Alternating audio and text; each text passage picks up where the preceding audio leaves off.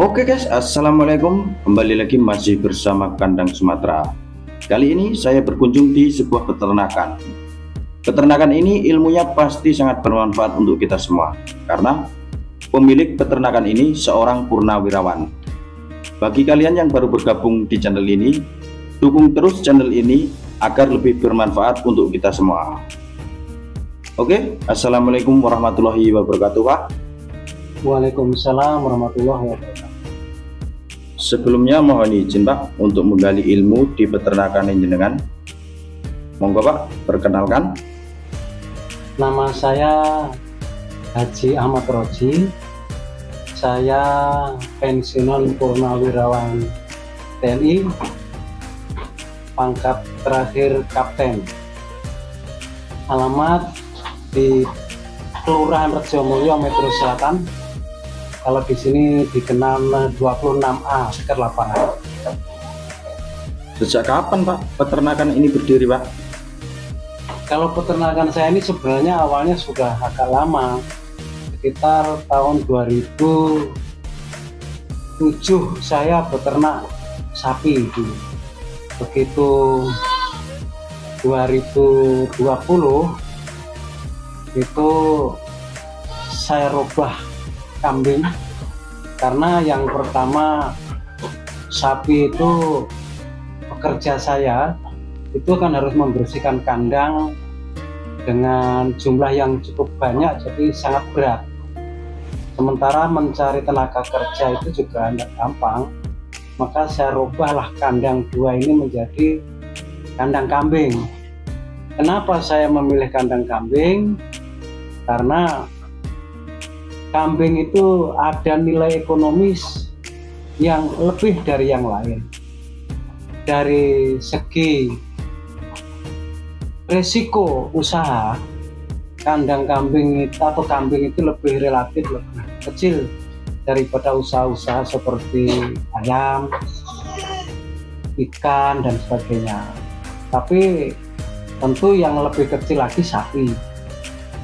Nah, tapi ekonomi yang kedua, kalau kita perlu sesuatu, perlu dana, jumlahnya nggak perlu banyak atau nggak terlalu banyak, cukup dijualkan kambing 2-3 ekor cukup. Tapi kalau sapi kan misalnya butuhnya cuma 5 juta, sementara sapi dijual 15, nanti yang 10 itu bisa hilang.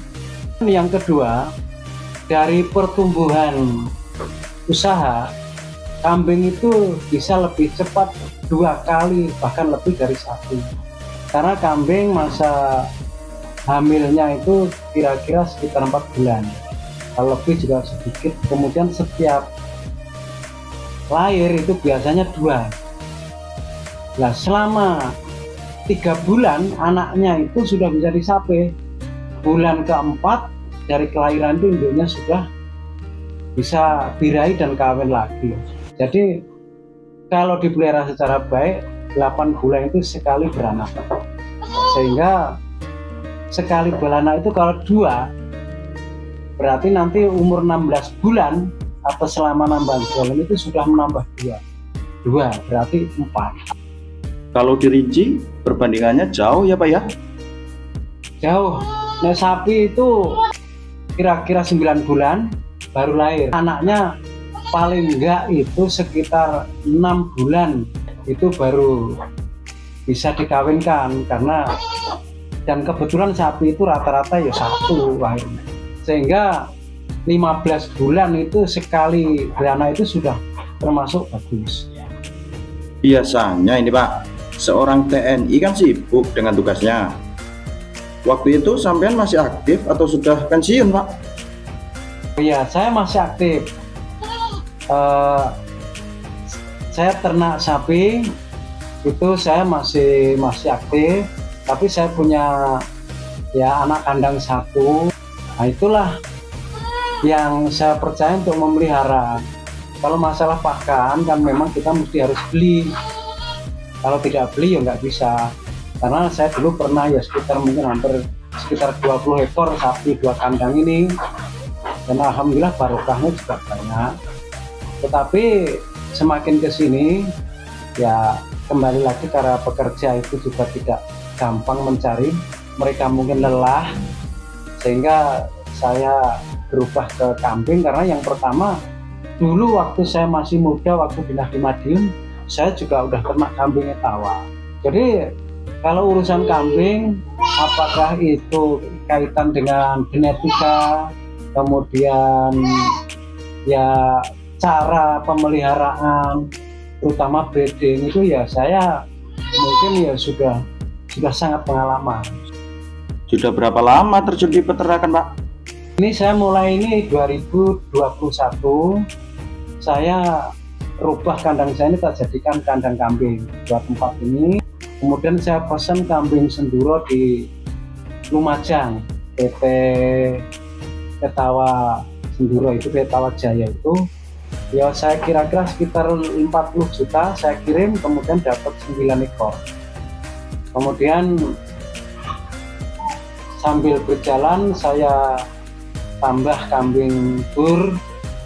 Kemudian setelah setahun saya berpikir kambing itu harus bisa ngopeni diri sendiri, maka saya berupaya untuk merubah ke arah kambing perah, sehingga saya beli bibit Sanen, kemudian ada Sapera, kemudian kebetulan dapat kambing jantan Anglo itu, sehingga mulai sekarang ini saya sudah membuat pembibitan induk kambing perah ya sudah kira-kira sudah hampir 10 bulan, jumlahnya sekitar sudah dapat 15 ekor. Kemudian ini saya tidak promosi, saya beli kambing itu secara bertahap, mungkin sekitar 80 jutaan lah. Kemudian selama 2001 mulai sehingga sampai 2023 itu saya sudah bisa menikmati hasil yang saya jual itu kira-kira 150 juta sudah lebih. Kemudian yang dulu aset dari 80 juta itu diperkirakan sekitar 20 sampai 25 ekor. Itu begitu 2023 itu sudah sekitar 50 ekor. Sehingga saya berkewajiban untuk mengeluarkan zakat satu kambing setiap 40 kan.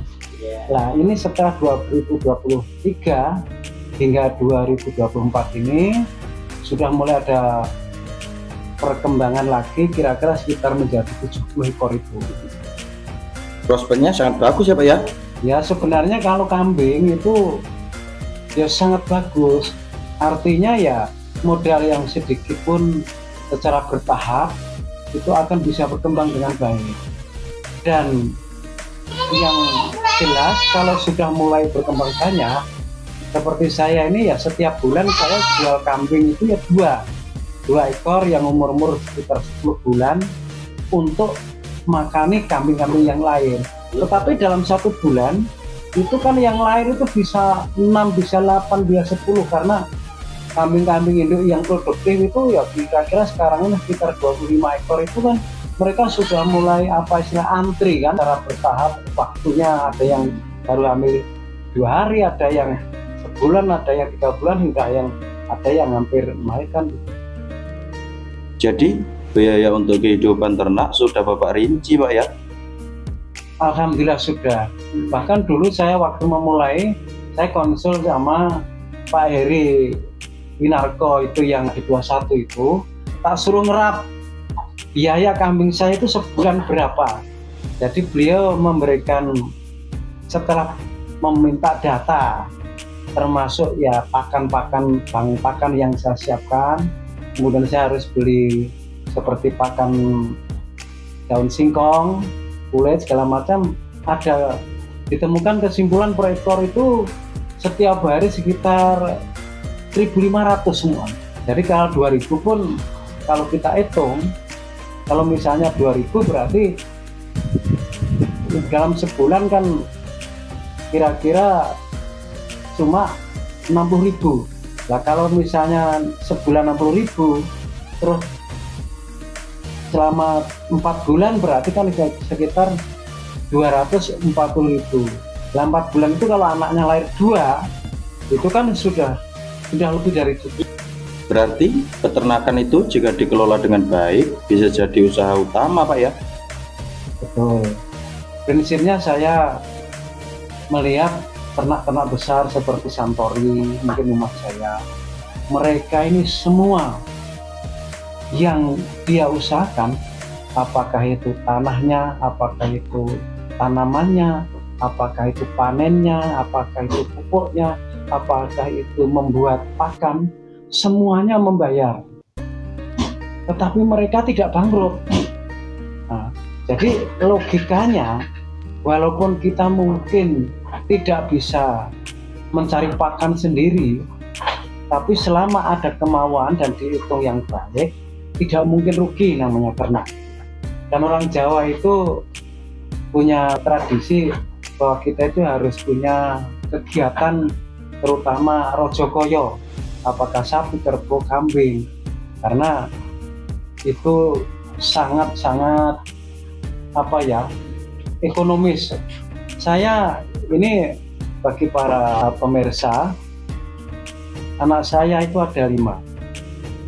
Kemudian saya ini tentara dari ke Koramil 1, pindah-pindah selalu dan ramai.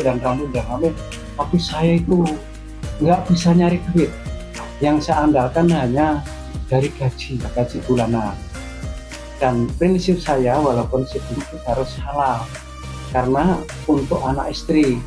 Dan alhamdulillah dengan cara itu anak-anak saya itu 5 semuanya tamatan pondok semua. Bahkan yang nomor 1 ini sekarang sudah jadi dosen di UIN Malang dan udah doktor. Nomor 2 juga sudah dosen di UIN Karang. Yang lain juga sudah ada yang guru. Kemudian yang 2 masih kuliah. Semuanya itu ada kemudahan dari Allah, karena apa yang kita hasilkan untuk anak itu insya Allah halal. Dari hasil peternakan ini yang masuk ke pendidikan anak berapa persen Pak? Ya kalau saya untuk anak-anak yang untuk kuliah, untuk pondok, itu memang tanggungan saya. Jadi semuanya saya. Jadi terus kalau urusan rumah tangga ya urusan kebutuhan keluarga memang istri, kita sepakat begitu aja. Jadi alhamdulillah ya tidak ada masalah. Kemudian kalau persentase ya yang jelas itu tanaman akhirat saya dari hasil ternak itu yang jelas untuk anak-anak saya yang di pondok kuliah di perguruan tinggi Islam gitu. Seberapa membantu sih Pak Haji peternakan ini untuk ekonomi keluarga? Ya kalau bagi saya sangat membantu, karena kalau kebutuhan mendadak itu tinggal panggilkan ya orang-orang saya yang belantik-belantik itu, jadi tolong dikasih duit kan. Terus saya pribadi kepada rekan-rekan yang di sini tukang-tukang kambing itu saya memberikan pengertian bahwa kamu jangan rugi, tapi ngambil jangan banyak-banyak. Ya pokoknya ukuran sendiri. Jadi saya tidak pernah istilahnya itu komplain, oh gini-gini. Pokoknya yang ukur tak hitung, ya sudahlah. Kurang lebih sama-sama memberikan manfaat gitu aja. Kenapa memilih breeding Pak? Pengalaman sudah pernah tak coba juga sapi dulu juga penggemukan. Begitu bongkar kayaknya dapat duit banyak. Tapi begitu nyari bibit itu ada calon bibit bagus gitu, wow minta harganya itu kadang-kadang selang. Terus kita mikir. Kemudian kambing juga begitu. Kalau kita sudah bongkar itu biasanya nanti nyari bibit baru untuk digemukkan itu agak kesulitan. Kemudian setelah dihitung breeding ternyata lebih menguntungkan dan lebih anteng. Ya kalau nanti misalnya yang calon pejantan itu banyak, kemudian itu sudah istilahnya kebutuhan terpenuhi, ya mesti harus kita tahan untuk jadi bibit kita untuk digemukan. Selama ini kendala seperti apa Pak yang pernah Bapak alami? Sebenarnya kalau kendala itu ya walaupun ada ya tidak terlalu membuat kita kesulitan gitu, enggak lah. Kalau dari segi pakan ya kita di Lampung ini surganya ternak, asal kita mau. Sebenarnya itu banyak sekali sumber daya alam yang bisa kita gunakan. Cuma masalahnya kadang-kadang rekan-rekan itu yang tidak mau kerja, tidak mau usaha itu ya mungkin karena memang belum paham bahwa kehidupan itu ada sunatullah, ada hukum alam yang kita mesti harus usaha. Karena usaha itu cara kita menjemput rezeki, bukan mencari, menjemput. Sebenarnya Allah sudah menetapkan ini loh rezekinya, tinggal kita bergerak kemana, ya ketemu di situlah. Jadi prinsipnya orang usaha itu memang perintah kan. Walaupun saya sudah pensiun, ya untuk memelihara jasmani, memelihara pikiran saya supaya tetap aktif, ya saya berupaya agar ada kegiatan yang memberikan manfaat, terutama ya dari segi finansial, karena itu juga merupakan sumber kita untuk infak sedekah. Kemudian ya yang jelas itu memberikan manfaat kepada lingkungan juga. Seperti contoh di tempat saya ini, kalau ada tetangga itu minta pupuk, tak suruh ngambil-ngambil aja. Kecuali kalau sudah nggak ada yang minta, itu tak tanya perlu nggak, kalau nggak udah ambil orang gitu. Terima kasih Pak Haji atas waktu sharing dunia peternakan yang Bapak kelola. Semoga peternakan yang jenengan berjalan dengan baik dan barokah. Kurang lebihnya saya mohon maaf yang sebesar-besarnya. Saya mohon pamit Pak. Terima kasih juga dan selamat jalan. Assalamualaikum Pak. Assalamualaikum warahmatullahi wabarakatuh.